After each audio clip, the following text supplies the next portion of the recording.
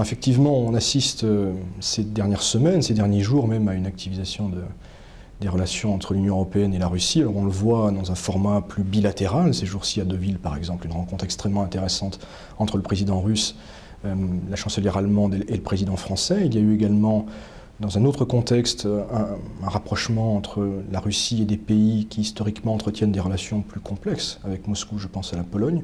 Donc on voit qu'il se passe quelque chose depuis quelques mois entre les pays européens, l'Union européenne aussi, et la Russie. Donc c'est évidemment un contexte très favorable à ce que le partenariat pour la modernisation s'enclenche. Alors tout dépendra évidemment de ce qu'on mettra dedans, quels seront les chapitres, les priorités qui seront énoncées. Ce qui est nouveau, sans doute, c'est que l'offre européenne est en adéquation avec la demande russe, ce qui n'était pas forcément le cas au cours des années 90, lorsque se sont mis en place les programmes d'assistance technique, TASIS et autres. Donc je pense que le contexte politique est favorable et il y a une plus grande adéquation entre ce que l'Europe propose et ce que la Russie attend.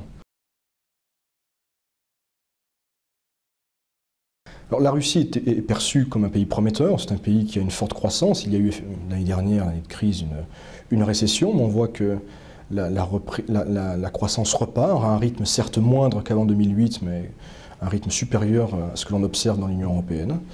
Donc c'est un marché, c'est un pays qui a besoin d'investissement, de modernisation, donc c'est un pays où les grandes entreprises veulent aller, où elles sont en concurrence.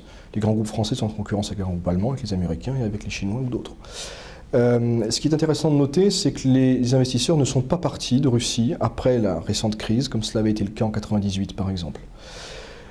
Maintenant, il y a des problèmes, c'est tout à fait évident. Il y a chez les investisseurs étrangers de vraies interrogations qui sont d'ailleurs exprimées en présence des plus hautes autorités de l'État russe sur le respect des droits de propriété. On a tous à l'esprit l'affaire Yukos, et donc certains investisseurs posent la question ouvertement aux dirigeants, est-ce que ça a changé ou pas? Il y a aussi des mots qui sont bien connus et pointés également par les autorités russes, que sont la corruption et la bureaucratie. Donc ces problèmes-là sont toujours là. Il y a apparemment une volonté, en tout cas une prise de conscience au plus haut niveau de l'État de la nécessité de faire quelque chose si l'on veut effectivement aboutir à une modernisation. J'observe néanmoins que ces obstacles, bien réels, ces difficultés, ne sont pas rédhibitoires pour les grands groupes internationaux qui, encore une fois, sont en réelle concurrence pour s'implanter et prendre des parts de marché en Russie.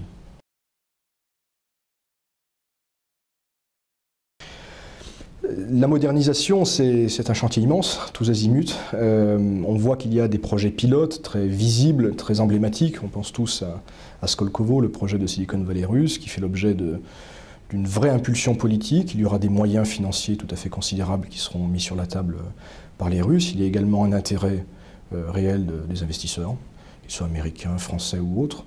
Donc c'est un projet pilote qui certes est impulsé par le haut, donc c'est un modèle très différent de la Silicon Valley américaine. Ce n'est pas forcément très différent de ce qu'on a pu connaître en France par exemple.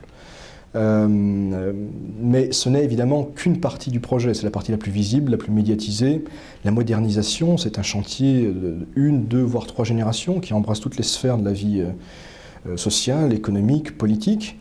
On voit parfois en Russie une tentation de limiter la modernisation à un achat de technologie à l'étranger, et c'est évidemment illusoire. La modernisation, elle passera aussi par une évolution du cadre politique et surtout par un renouvellement des élites et une amélioration de la qualité des élites russes.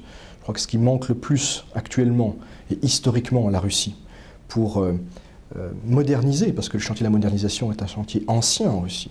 Il y a de très nombreux dirigeants, depuis Pierre le Grand et au XIXe siècle, et Gorbatchev récemment, qui ont cherché à moderniser le pays. Ça, c'est généralement assez mal terminé. Le vrai défi, c'est l'existence d'une élite, d'une haute fonction publique, qui soit mue par l'intérêt général.